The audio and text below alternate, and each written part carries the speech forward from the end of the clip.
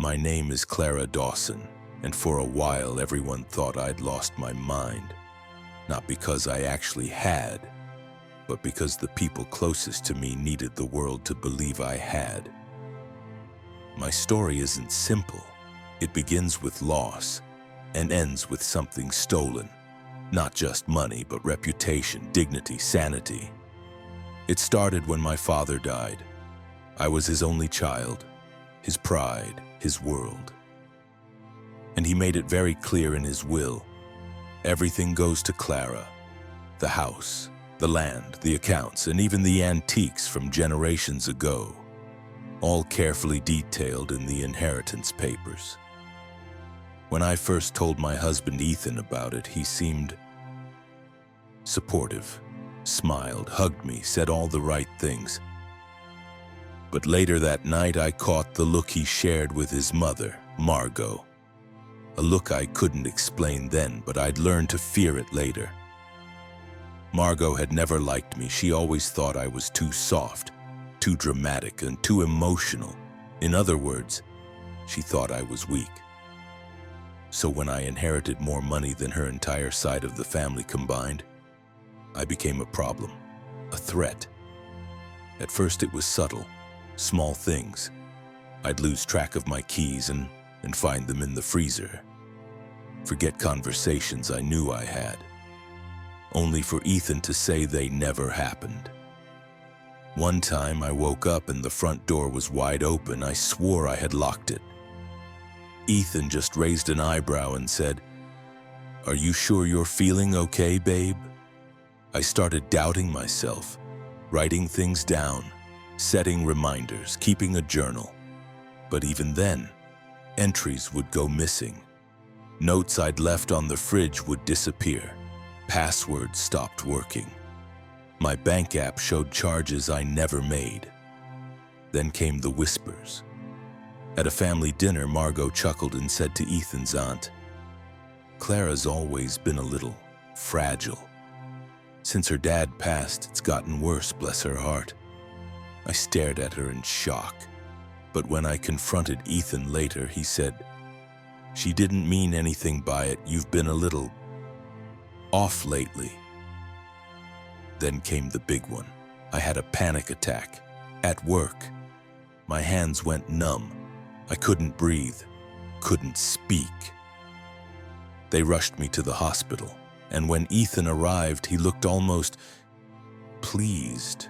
2 days later, I was called into a mandatory wellness evaluation. I didn't know who had requested it, but I found out later. Ethan. The therapist seemed kind at first, until she started asking questions like, "Do you ever feel like people are working against you? Have you ever blacked out? Do you hear things others don't?" I left that session feeling more confused than ever. And worse, I found out Ethan had already told most of his family that I was seeing a psychiatrist because she's unstable. The worst part, they believed him. Soon after, Ethan asked to take over managing my father's estate. "Just until you feel better, Clara. You need rest. You're stressed. I can handle the paperwork." I refused, and that night, I woke up to find him standing in the doorway just watching me sleep. When I asked what he was doing, he smiled and said, "You were talking in your sleep. Sounded like you were upset." I locked the bedroom door after that. A week later, I received notice from the family attorney. Ethan had filed a petition with the court, claiming I was mentally unfit to manage inherited assets. He had attached 3 statements to his claim, one from Margot saying I was showing signs of paranoia, one from Ethan's co-worker saying I had confused dates and yelled during a call, and one from the therapist, who I'd only seen once, suggesting I undergo long-term psychological evaluation. I couldn't believe it. He was trying to have me declared incompetent, to take control of the money, the house, my life. And just like that, I realized this had been the plan all along. I didn't sleep the night I read those court documents. How could I? My husband, the man I once trusted more than anyone, was trying to erase me, legally. I couldn't prove it yet, but I knew. The mistakes I'd made, the keys in the freezer, the therapist recommendation, the rumors. It wasn't bad luck or grief. It was a strategy, a setup, and I had walked right into it. The court hearing was in 2 weeks. 2 weeks to prove I wasn't crazy. 2 weeks to stop them from taking my inheritance. 2 weeks to show the world I was still Clara Dawson. But I was alone. My extended family didn't want to get involved. My friends. Most of them believed Ethan. He was charming, composed, concerned. I was the one who had issues. So I started small. I pulled my phone out and began documenting everything. I set up a voice recorder under the living room table, one under the bed. I bought a nanny cam and hid it behind the bookshelf. I recorded my phone calls, my therapy session, my medication bottles. I started emailing myself timestamps every time something strange happened. And then I did something I never thought I'd do. I went to visit my father's lawyer, Mr. Claymore. He hadn't spoken to me since the funeral. I assumed Ethan had gotten to him too. But when I walked into his office, he stood up with a warm smile and said, "Clara, I was wondering when you'd come." That's when I knew I wasn't as alone as I thought. I told him everything about the missing notes, the hospital, the evaluations, the court filing. He listened quietly, then opened a locked drawer, pulled out a sealed envelope. "Your father gave me this. Told me to only share it with you if I believed you were being manipulated." Inside the envelope, a copy of my father's original handwritten will, a second copy with Ethan's handwriting on it, dated weeks after my father died, and a note from my father that said, "Don't trust Ethan. I've seen the way he looks at the money. I hope I'm wrong." I nearly dropped the letter. Mr. Claymore looked me dead in the eyes and said, "Clara, your father suspected this long before you did. We had a case, but we needed more." That night, I returned home with my phone in my hand and recording tucked in my coat pocket. I told Ethan I'd be signing the estate over soon, that I was too tired to fight anymore. And just like that, he let his guard down. He started talking, laughing with his mother about how easy it was, bragging about how no one would believe the little sad girl who can't even remember where she put her purse. And that was all I needed. I sent the audio to Mr. Claymore. He advised me to stay put, quietly. "Let them think they've won. We'll strike in court." But Margot was getting impatient. She started bringing strangers into my home, people she claimed were evaluators and nurses. They asked invasive questions, took photos, opened drawers. One night, I overheard her on the phone. "After next week, we'll be able to move in. She'll be gone by then. Institution or hotel doesn't matter." That was the moment I snapped. I walked into the living room, looked her straight in the eye and said, "You'll never live in this house, Margot, not while I'm breathing." She scoffed. "We'll see about that, sweetheart." But what she didn't know was that everything she'd just said had been recorded. The morning of the court hearing, I stood in the mirror for a long time. I didn't see a woman broken by grief, or a woman confused, fragile, or hysterical. I saw a woman who had been gaslit, manipulated, lied to, and had survived anyway. Mr. Claymore met me on the courthouse steps.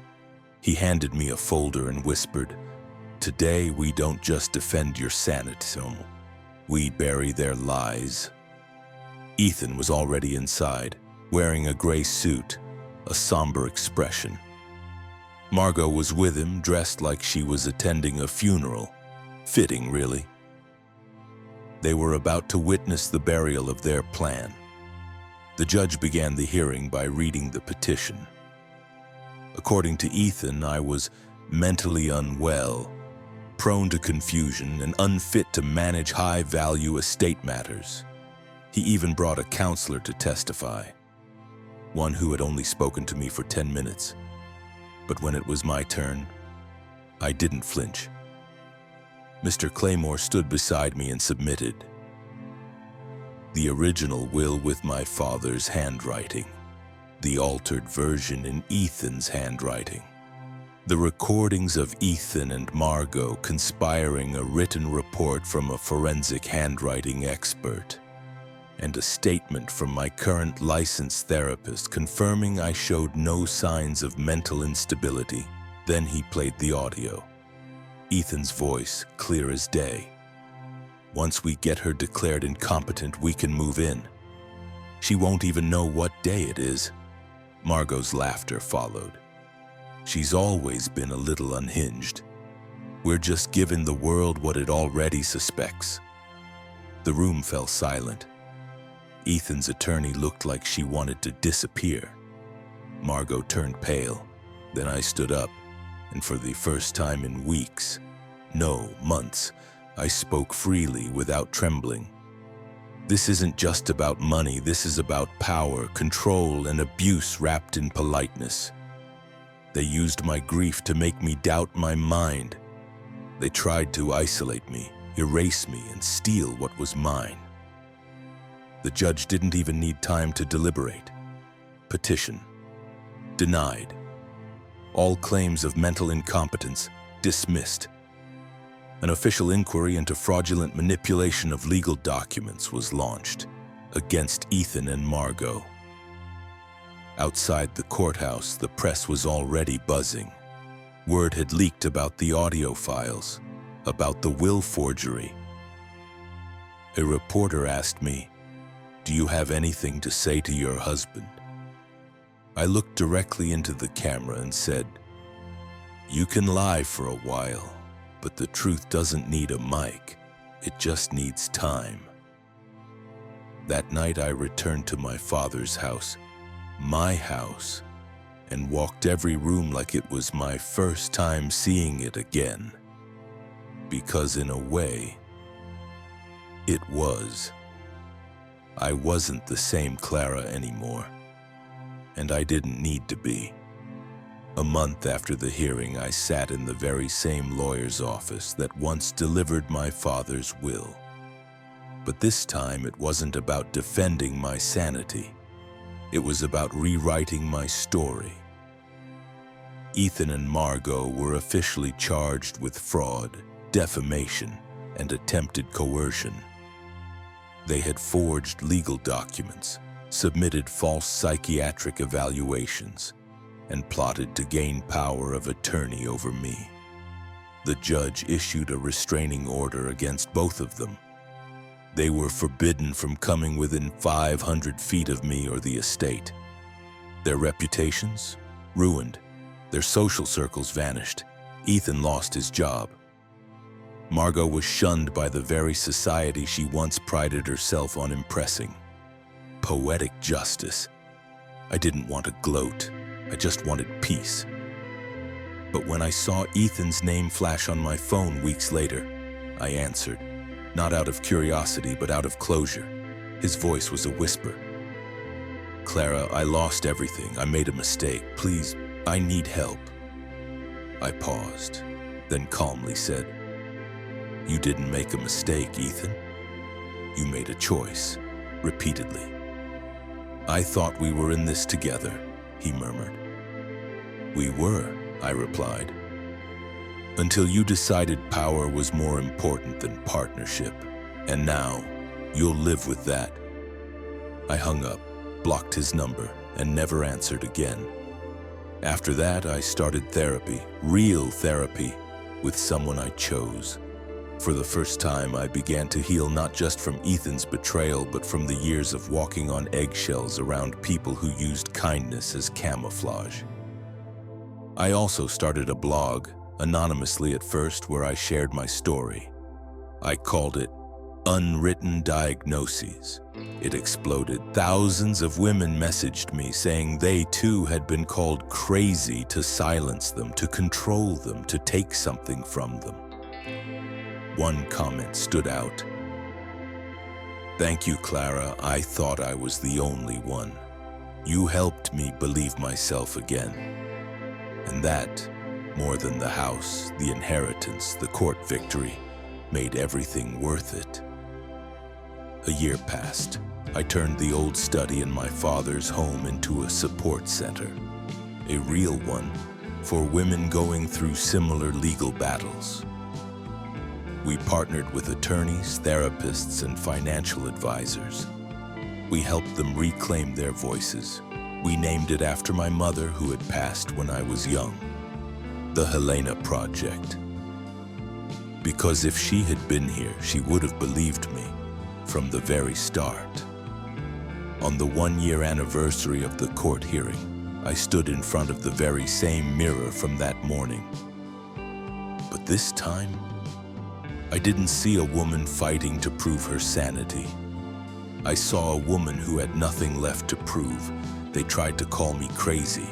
They tried to erase my name from everything I had earned, but I stayed. I fought. I won.